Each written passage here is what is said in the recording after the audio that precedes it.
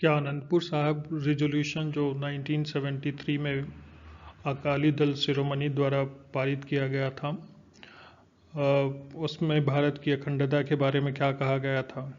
जब इंदिरा गांधी को इंटेलिजेंस का इनपुट था, उसके बाद भी उन्होंने सतवंत सिंह और बयन सिंह जो उनके खास अंगरक्षकों में थे, उनका ट्रांसफ़र क्यों रोक दिया था? तो ऐसे बहुत सारे सवाल हैं जिसका जवाब हम लोग इसमें ढूंढने का कोशिश करेंगे और देखते हैं कि ये खालिस्तान क्या है, इसका इतिहास क्या रहा है, कैसे इसकी शुरुआत हुई है। इन सब चीज़ों के बारे में देखते हैं और प्रयास करते हैं। तो आइए शुरू करते हैं। खालिस्तान क्या है? तो खालिस्तान का मतलब है खालसा की भूमि। भारत पंजाब राज्य के सिख अलगाववादी द्वारा प्रस्तावित देश को दिया गया नाम है। खालिस्तान के क्षेत्रीय दावे में वर्तमान भारतीय प्रांत पंजाब, चंडीगढ़, हरियाणा, हिमाचल प्रदेश, दिल्ली तथा राजस्थान के कुछ क्षेत्र भी शामिल हैं। खालिस्तान अलगाववादियों ने 29 अप्रैल 1986 को भारत से अपनी एकतरफा आज़ादी की घोषणा की थी। 1980 से 1990 के दशक के दौरान खालिस्तान आंदोलन अपने चरम पर था, लेकिन 1995 तक आंदोलन को भारत सरकार द्वारा दबा दिया गया। ये खालिस्तान का नक्शा है, ये इनका कुल चिन्ह है और इनका ध्वज है। तो ये खालिस्तान है। आइए आगे देखते हैं क्या है इसकी ऐतिहासिक पृष्ठभूमि, कहाँ से हुई थी इसकी शुरुआत। तो ऐतिहासिक पृष्ठभूमि में बात करेंगे तो हम लोग जाएंगे लाहौर का कांग्रेस अधिवेशन जो 1929 में हो रहा था, और इस समय पहली बार पूर्ण स्वराज की बात कही गई थी। और इस पूर्ण स्वराज के कांग्रेस के मांग को 3 लोगों ने असहमति दी थी, जिसमें एक मोहम्मद अली जिन्ना साहब थे मुस्लिम लीग के, दूसरे भीमराव अंबेडकर साहब थे और तीसरे थे मास्टर तारा सिंह जो कि अकाली दल के थे। मास्टर तारा सिंह पहली बार सिखों के लिए अलग राज्य की बात कही थी। तो ये शुरुआत लाहौर अधिवेशन 1929 की है। आगे देखते हैं 1940 में जब मुस्लिम लीग ने अलग राष्ट्र का मांग रखा और लाहौर घोषणा पत्र जारी किया, तो इसी के जवाब में डॉक्टर वीर सिंह भट्टी ने एक पंपलेट में खालिस्तान शब्द का प्रयोग किया था, जो पहली बार प्रकाश में आया। आगे बढ़ते तो देखते हैं कि जब 1947 में भारत पाकिस्तान का बंटवारा हुआ था, तो वो क्षेत्र जो आप यहाँ देख सकते हैं, ये जो शेडेड एरिया है, ये क्षेत्र ऐसा बटा कि 2 टुकड़ों में बिखर गया, जिसमें आधा हिस्सा तो भारत के पक्ष में रहा, लेकिन लगभग आधा हिस्सा पाकिस्तान के भी हिस्से में चला गया। ठीक है, तो ये पंजाब था जो कि 2 हिस्सों में टूट गया। तो इसको देख करके 1947 में ही पंजाबी सूबा आंदोलन प्रारंभ किया गया था। इसको अगर जूम करके हम लोग देखें तो ये है, पाकिस्तान में वेस्ट पंजाब चला गया और पंजाब इंडिया में रह गया। तो 1947 में जब भारत का विभाजन हुआ तो ये पंजाब 2 हिस्सों में टूट गया। आगे चलते हैं तो जब देखते हैं कि 1966 में भाषा के आधार पर पंजाब का जब पुनर्गठन किया गया, तो इसमें 2 राज्य बने, जिसमें एक पंजाब और एक हरियाणा था, और एक केंद्र शासित प्रदेश बनाया गया जिसका नाम था चंडीगढ़। और यही चंडीगढ़ आज भी इन दोनों की राजधानी है और विवादों का विषय भी बना हुआ है। आप देख सकते हैं कि 1956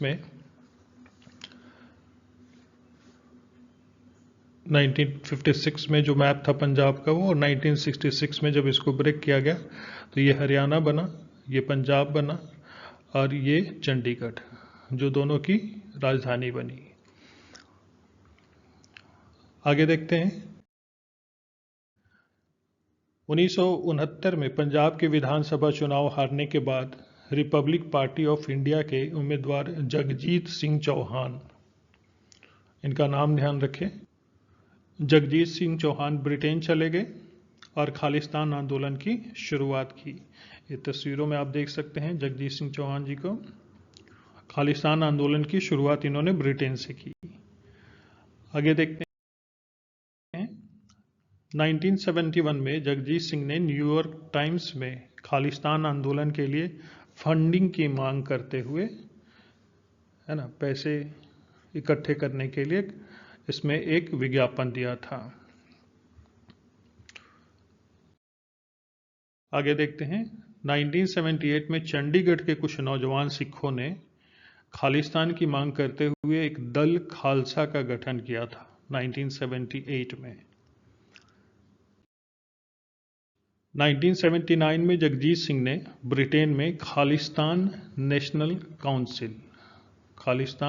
काउंसिल की स्थापना की 1979 में। किसने? जगजीत सिंह ने, है ना, जगजीत सिंह चौहान, जो कि ब्रिटेन चले गए थे।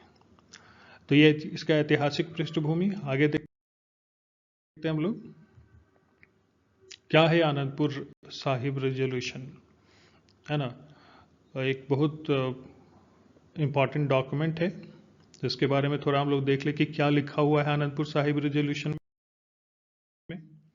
तो आनंदपुर साहिब रेजोल्यूशन एक ऐतिहासिक दस्तावेज है जिसे शिरोमणि अकाली दल द्वारा 1973 में पंजाब के आनंदपुर साहिब में आयोजित एक विशेष सत्र में पारित किया गया था। आगे हम लोग देखेंगे कि इस आनंदपुर साहिब रेजोल्यूशन की मुख्य बातें क्या है। इसका ओरिजिनल कॉपी साइड में लगा हुआ है, आप देख सकते हैं। इसका उद्देश्य सिख समुदाय और पंजाब राज्य के अधिकारों की सुरक्षा, स्वायत्तता और सिख धर्म की धार्मिक स्वतंत्रता की मांग को स्पष्ट रूप से परिभाषित करना था। तो ये इनका उद्देश्य रहा था। आगे देखते हैं जो मुख्य बातें थी वो क्या क्या थी। तो सबसे पहले थी राज्य की स्वायत्तता। प्रस्ताव का एक प्रमुख बिंदु यह था कि पंजाब को अधिक स्वायत्तता दी जानी चाहिए और केंद्र सरकार के अधिकारों को सीमित किया जाना चाहिए। इसमें भारत के राज्यों के लिए अधिक स्वायत्तता और संघीय ढांचे की मांग की गई थी। कहने का मतलब ये था कि जो सेंटर स्टेट रिलेशन आज हम लोग पढ़ते हैं, तो उसमें राज्यों को की स्वायत्तता बढ़ाने की बात कही गई थी और केंद्र को सीमित करने का, केंद्र के अधिकारों को सीमित करने की बात कही गई थी। किसमें? आनंदपुर साहिब रेजोल्यूशन में। आगे देखते हैं, सिख धर्म की सुरक्षा। सिख समुदाय की धार्मिक स्वतंत्रता और सिख धर्म की विशेष पहचान को बनाए रखने पर जोर दिया गया था। तीसरा था भाषाई और सांस्कृतिक आधार। प्रस्ताव में पंजाबी भाषा और संस्कृति को संरक्षित और प्रोत्साहित करने की मांग की गई। चौथा था आर्थिक और सामाजिक अधिकार। कृषि, औद्योगिकरण और अन्य आर्थिक मुद्दों पर सिखों के हितों की सुरक्षा की बात भी प्रस्ताव में उठाई गई थी। तो ये चार प्रमुख बातें जो आनंदपुर रेजोल्यूशन 1973 में कही गई थी। आगे देखते हैं हम लोग। यह प्रस्ताव भारतीय राजनीति में लंबे समय तक एक विवाद का विषय बना रहा। आनंदपुर साहिब प्रस्ताव को अक्सर केंद्र और सिख नेताओं के बीच संबंधों में तनाव का कारण माना जाता है और कुछ का मानना है कि इसे पंजाब में अलगाववादी आंदोलन को बढ़ावा मिला था।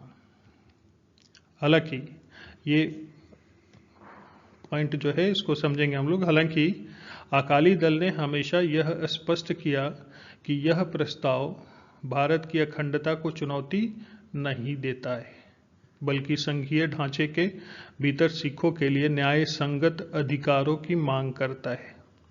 तो कहने का मतलब ये भारत की अखंडता के बारे में किसी तरह का संघीय ढांचे के ऊपर किसी तरह की टिप्पणी नहीं करते हैं। आगे देखते हैं हम लोग, कब हुआ था औपचारिक तरीके से खालिस्तान की मांग, इसको हम लोग देखते हैं। औपचारिक तरीके से खालिस्तान की मांग 29 अप्रैल 1986 को उग्रवादी संगठनों की संयुक्त मोर्चा पंथक समिति, पंज प्यारे जिसको कहते हैं, पंथक समिति द्वारा की गई थी। इसका राजनीतिक उद्देश्य क्या था? तो इस विशेष दिन पर पवित्र अकाल तख्त साहिब में हम सभी देशों और सरकारों के सामने यह घोषणा कर रहे हैं कि आज से खालिस्तान खालसा पंथ का अलग घर होगा। खालसा सिद्धांतों के मुताबिक सभी लोग खुश और सुखपूर्वक रहेंगे। ऐसे सिखों को शासन चलाने के लिए उच्च पदों की जिम्मेदारी दी जाएगी जो सबकी भलाई के लिए काम करेंगे और पवित्रता से अपना जीवन बिताएंगे। तो ये विधिवत खालिस्तान की जो मांग है 29 अप्रैल 1986 को पंथक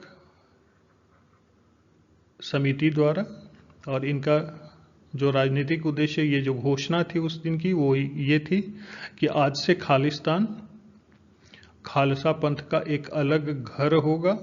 खालसा सिद्धांतों के मुताबिक सभी लोग खुश और सुखपूर्वक रहेंगे। ऐसे सिखों को शासन चलाने के लिए पदों की जिम्मेदारी दी जाएगी जो सबकी भलाई के लिए काम करेंगे और पवित्रता से अपना जीवन बिताएंगे। तो ये औपचारिक तरीके से इसकी घोषणा 29 अप्रैल 1986 को की गई थी। आगे देखते हैं। अब बात करेंगे हम लोग ऑपरेशन ब्लू स्टार का और जर्नैल सिंह भिंडरवाला का। न्यूज़पेपर में प्रकाशित हुआ था। क्या था ऑपरेशन ब्लू स्टार? तो 1980 से 84 के बीच पंजाब में हिंसाओं की घटना में भारी उछाल आया था। 1983 में पंजाब के डीआईजी अटवाल की स्वर्ण मंदिर परिसर में ही हत्या कर दी गई थी। इसी साल भिंडरावाला ने स्वर्ण मंदिर को अपना ठिकाना बना लिया था। भारतीय सेना ने ऑपरेशन ब्लू स्टार को अंजाम दिया। इसके पीछे की कहानी बहुत सारी है, आप लोग जानकार होंगे, जानते होंगे। स्वर्ण मंदिर के अंदर 6 जून 1984 को व्यापक अभियान चलाया गया। भारी गोलीबारी के बाद जर्नैल सिंह भिंडरावाला का शव बरामद कर लिया गया। 7 जून 1984 को स्वर्ण मंदिर पर भारतीय सेना का नियंत्रण हो गया। तो ये एक ऐसी दुखद घटना कह लीजिए, है ना, कि किसी तीर्थ स्थान पे भारतीय सेना को ऑपरेशन करना पड़ा। तो खैर इसके अलग अलग तर्क हैं, इसमें हमको नहीं पढ़ना है। आगे हम लोग देखते हैं ऑपरेशन ब्लू स्टार में क्या हुआ। इस ऑपरेशन के बाद सिख समुदाय के लोग इंदिरा गांधी सरकार के खिलाफ जबरदस्त गुस्से में थे। कैप्टन अमरिंदर सिंह, नाम सुना होगा, जानते होंगे, समेत कई सिख नेताओं ने कांग्रेस से इस्तीफा दे दिया। ये आक्रोश था ये ऑपरेशन ब्लू स्टार का।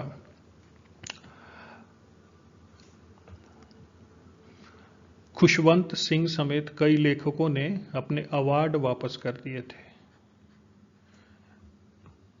महज 4 महीने के बाद ही 31 अक्टूबर 1984 को तत्कालीन प्रधानमंत्री इंदिरा गांधी की हत्या उनके ही 2 सुरक्षा कर्मियों ने, है ना, बयान सिंह और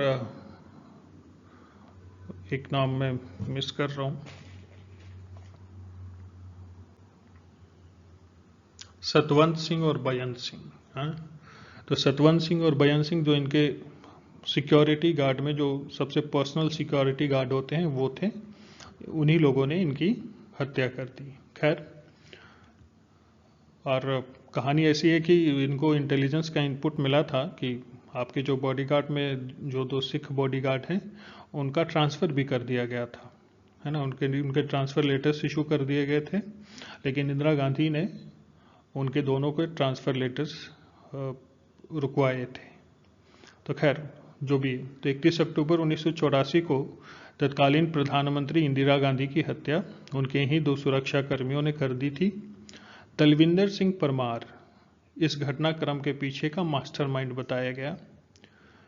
1990 के दशक में खालिस्तान आंदोलन भारत में बड़े रूप में खत्म हो गया, लेकिन कनाडा में यह जीवित रहा।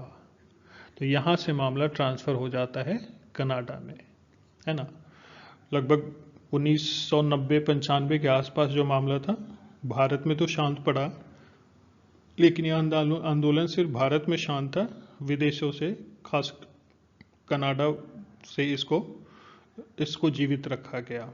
और यही कारण है कि आज हम लोग भारत और कनाडा का विवाद देख पा रहे हैं कि एक ऐतिहासिक बैकग्राउंड है, ठीक है। उसके बाद तो सबको पता है कि 1984 में जो सिख दंगा हुआ, जिसको कभी भुलाया नहीं जा सकता है, कितना दुख भरी और कितना दर्द भरा मामला है, जिसको जितना भी कहे कम है। तो इस वीडियो में इतना ही, इसको देखें, समझें, फिर मिलते हैं अगले वीडियो में।